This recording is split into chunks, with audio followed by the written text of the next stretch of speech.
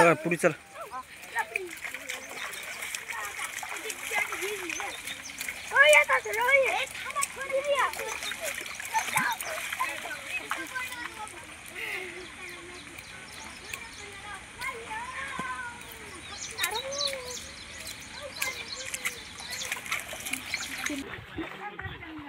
कळ लागण्यासाठी थांबा तिथे कळ लागली कळतंय जरा इथं काय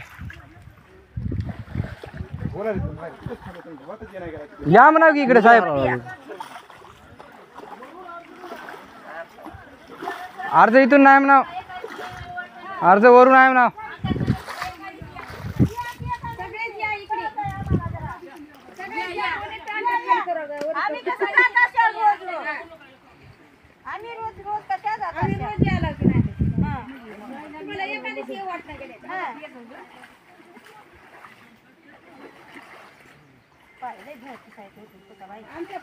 इकडून वरून या जरा, आता वरून या झालं.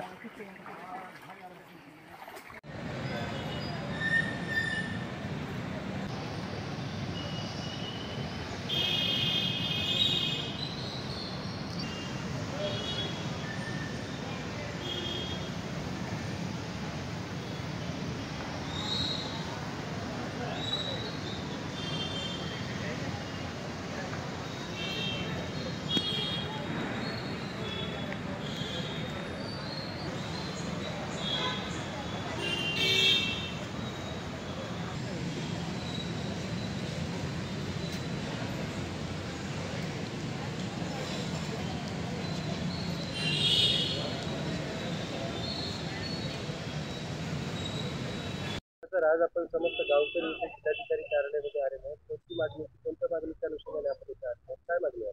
सर, मी राजू रामकिसन राहेरकर, हाडोळी जहागीर, तालुका लोहा, जिल्हा नांदेड येथील रहिवासी आहे. सर, आमची मागणी आहे, आमचा रस्ता जो आहे सर, तो रस्ता अडविण्यात आलेला आहे सर, आणि आम्हाला 1 किलोमीटर नदीपात्रातूनच जावं लागते. 1 किलोमीटर नदीपात्र तर आहेच आहे, पण सर असा चिखल आहे की तिथपर्यंत जाणं सुद्धा शक्य नाही सर. आणि लहान लहान बालकं सर, रामवाडी, सलगरवाडी हे शेतातून शिनी गावाकडे जिल्हा परिषद शाळा आहे, माणिक आदर्श विद्यालय आहे सर, तिथे शाळेसाठी येतात सर. पण त्यांना थोडं जरी पाणी आलं नदीला तर त्यांची शाळा बंदच होते सर.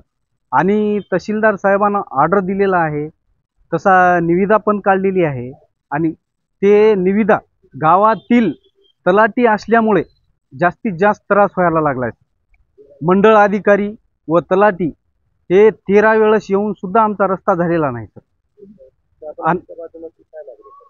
आमची मागणी एवढीच आहे साहेब, जिल्हा अधिकाऱ्यांनी आम्हाला तिथे तात्काळ येऊन रस्ता करून द्यावा ही नम्रतेची विनंती आहे सर. कारण आमचे गुरं ते समजा लेडीजला एवढा त्रास आहे सर, पाणी जर आलं तर जाणं सुद्धा शक्य नाही सर. आणि लहान लहान मुलं जे आहेत ते रोज ये जा करतात सर. शाळेला गेल्यानंतर दुपारच्या पिरियडमध्ये पाणी जर आलं सर, ते त्या रामवाडी किंवा सलगरवाडी येथे जाऊ पण शकत नाही सर.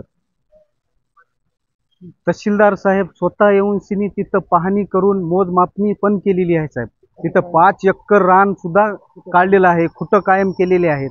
तरी सुद्धा प्रशासन हे केवळ आणि केवळ एक तलाठी आहे साहेब, आमच्या गावातील तलाठी असल्यामुळं हे सर्व प्रकार होत आहे साहेब.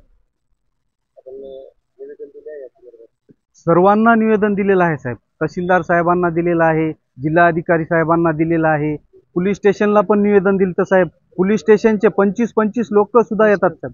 SP ऑफिसला निवेदन दिलेलं आहे साहेब. सर्व जिथं जिथं निवेदन द्यायचं आहे साहेब, तिथं तिथं आम्ही निवेदन दिलेलं आहे. पण आजपर्यंत ते रस्ता केवळ आणि केवळ एका तलाट्यामुळं आमचा अडवून धरलेला आहे साहेब.